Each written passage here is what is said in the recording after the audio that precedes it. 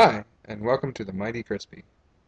So I was binge listening to the Flash podcast yesterday as I was taking care of my new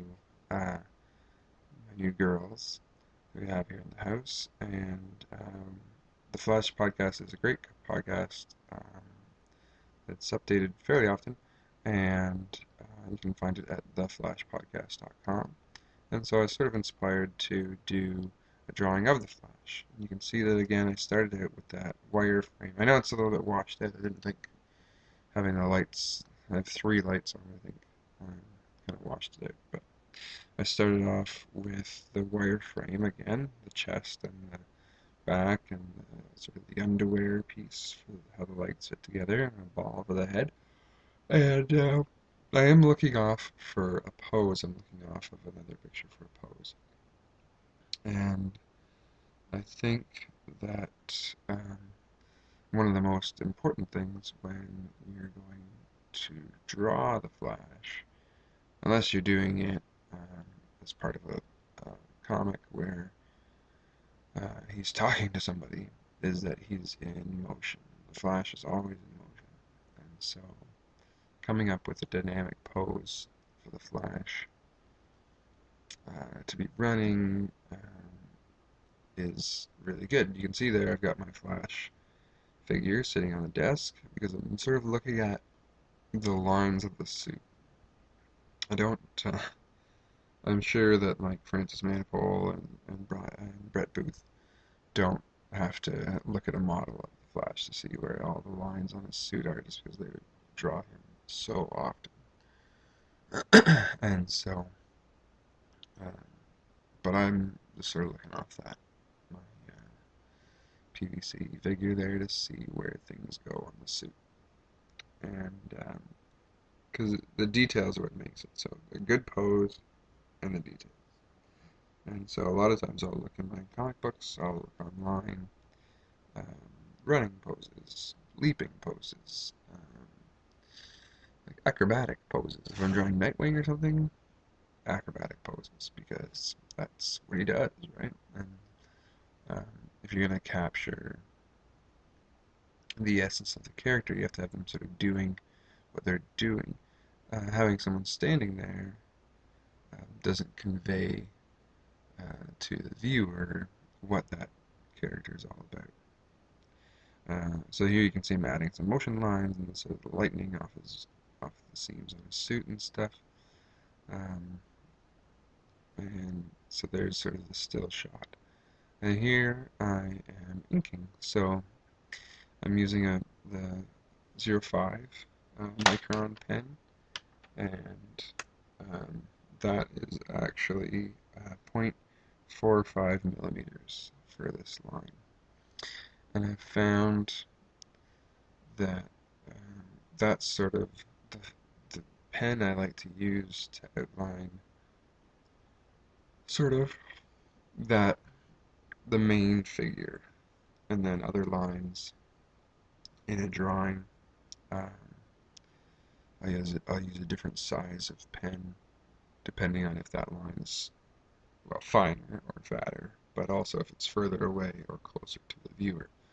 Um, as you can see, I think I end up doing his nose just because I get, I don't know, like obsessed with his nose being inked or something, but usually I'd use a point 0.3, or the 0.3, not a point 0.3, but the 0.3 or the 0.1 to do the nose and the mouth. You can see that I chose a light source that's above and to the left. And I'm sort of going along with my inks, doing that as I go. I was watching? No, some guy had a series of pictures progressively of his drawing, and he had like really deep shadows, like really lots of black. And I commented, and I was like, oh, I'm too timid to really lay in the blacks like that. And I was like, oh, don't be, like, just go for it. And so you can see I'm still kind of yet to get there with just going for it. But there is more black on there, and I think that, like having some good uh, dark tones, having the black on there really helps sell the depth of the character. Right? It adds the shadow. If you don't have the shadow, then it's just a flat drawing. You can see there again. I'm looking at the details on the suit. Oh, where does that line go? Isn't there a line there? Um, to make sure it gets right.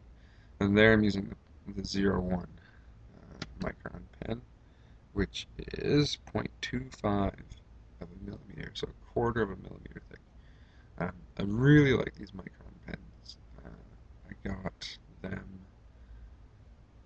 And I took a picture first, and then I'm erasing uh, with like a malleable rubber eraser, and then I went back over again with the like a like the typical um, black eraser from Stadler, Razoplast.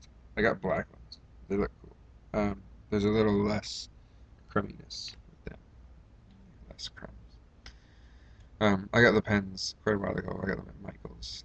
I live in Canada, so I don't know if Michael's is in the States too or not. Here I was going to. You can see I started it. Put a little bit of red there, a little bit of red there, a little bit of red there. I was gonna do the lights first on their own, and then get a different color and do the dark red. You can see again here I'm turning the page and turning the page. I mentioned that in the other one. I like to turn the page when I'm coloring in things to get the the edge that I don't want to go over to the left of my marker tip. Um, and here I pull it down. And I realize it like part way through, and I'm like, oh crap, gotta keep my head out of the way if I'm gonna put a video on YouTube. Which is hard to do. Like I don't like.